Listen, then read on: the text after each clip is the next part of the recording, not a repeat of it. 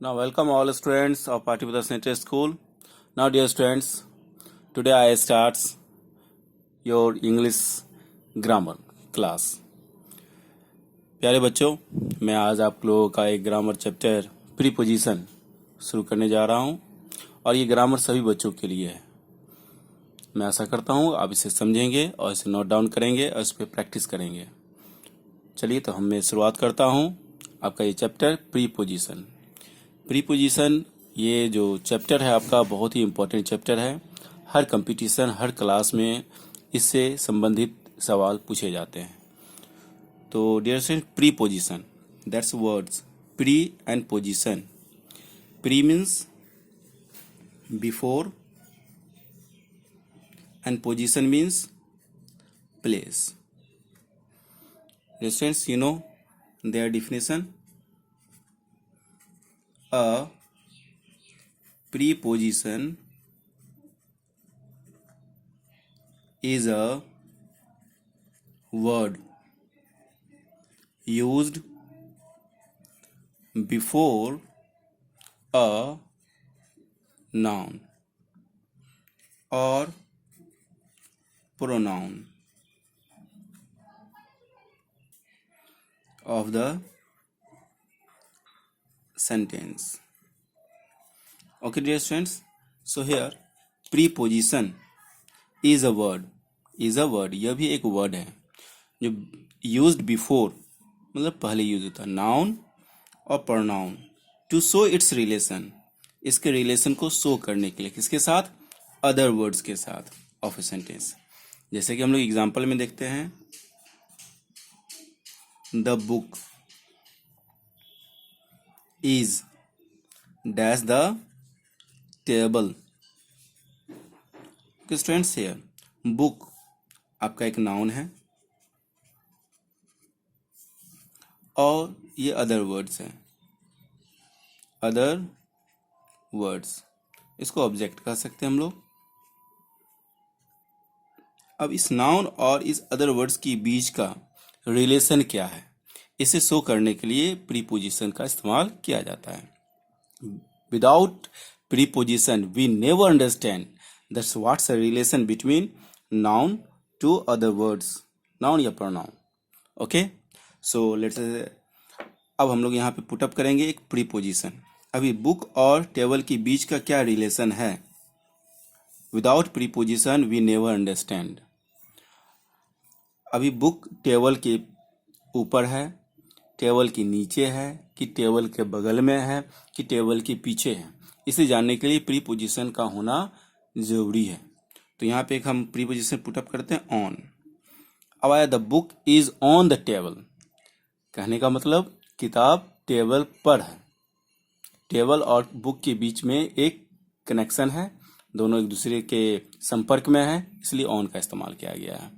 ऐसे बहुत सारे एग्जाम्पल्स हैं, बहुत सारे ऐसे प्रीपोजिशन के वर्ड्स हैं और सभी वर्ड्स को हम लोग जानने के लिए समझेंगे। तो प्रीपोजिशन को पढ़ने के लिए दो तीन चीज का हमारे पास ज्ञान होना जरूरी है। फर्स्ट, रूल्स का। सेकंड, कुछ ऐसे वर्ड्स हैं जिसके साथ वो फिक्स होते हैं, प्रीपोजिशंस के साथ फिक्स होते हैं। और थर्ड है फ्रेजर प्रीपोजिशन। और लास्ट में तो आपका कॉमन सेंस तो है ही। ये तीन चीज जब तक हम लोग नहीं जानेंगे तो प्रीपोजिशन से संबंधित क्वेश्चन आंसर हम लोग बना नहीं पाएंगे। तो हम लोग पहले रूल्स को जानते हैं, वर्ड्स, और इसे तो आपको याद करना होगा। तो रूल्स को हम लोग पढ़ने की कोशिश करते हैं। इसको पढ़ने के लिए हम लोग एक पिक्चर ड्रॉ करेंगे और उसके पोजीशन को पहले जानने की कोशिश करते हैं। तो let's start the first rule, position. Okay, तो सभी बच्चे मेरे साथ इसे ड्रॉ करेंगे।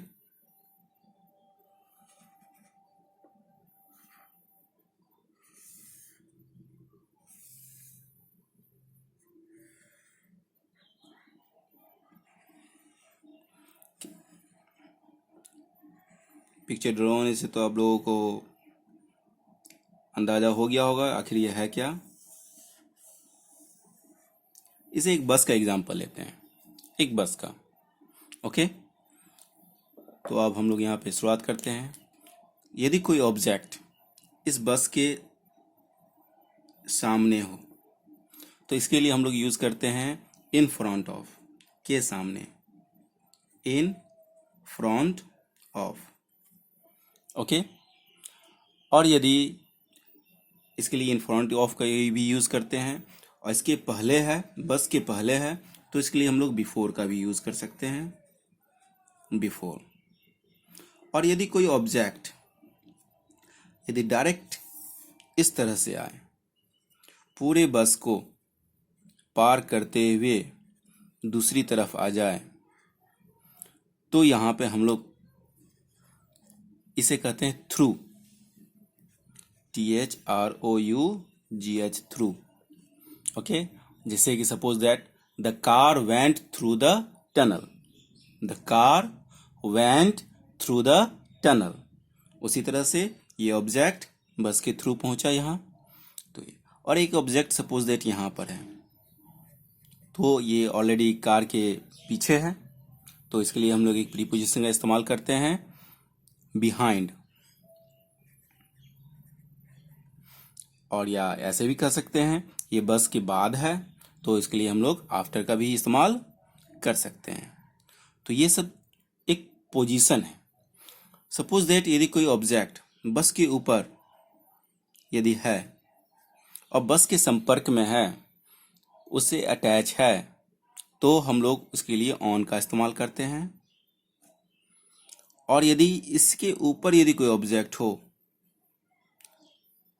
मतलब वो उसके संपर्क में ना हो, उसके अपर सरफेस से हटा हुआ हो, तो उसके लिए हम लोग ओवर का इस्तेमाल करते हैं। और ये काफी ऊंचा हो, जैसे कह सकते हैं सन हुआ, मून, क्लाउड, एरोप्लेन, जो काफी बस के ऊपर होती है, बहुत, जिसकी ऊंचाई काफी अधिक है, तो उसके लिए हम लोग एबव का इस्तेमाल करते हैं, एबव का इस्तेमाल।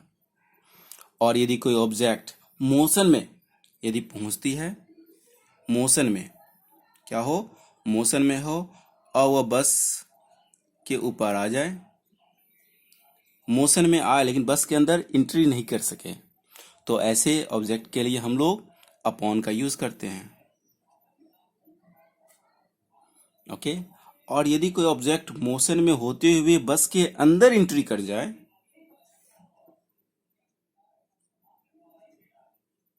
बस के अंदर एंट्री कर जाए, तो ऐसे के लिए हम लोग इस्तेमाल करते हैं इनटू का,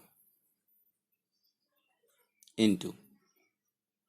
और यदि कुछ चीजें जो दो सरफेस के बीच में हो या दो सरफेस के अंदर हो, तो उसके लिए हम लोग यहाँ पर बिलो का इस्तेमाल करते हैं,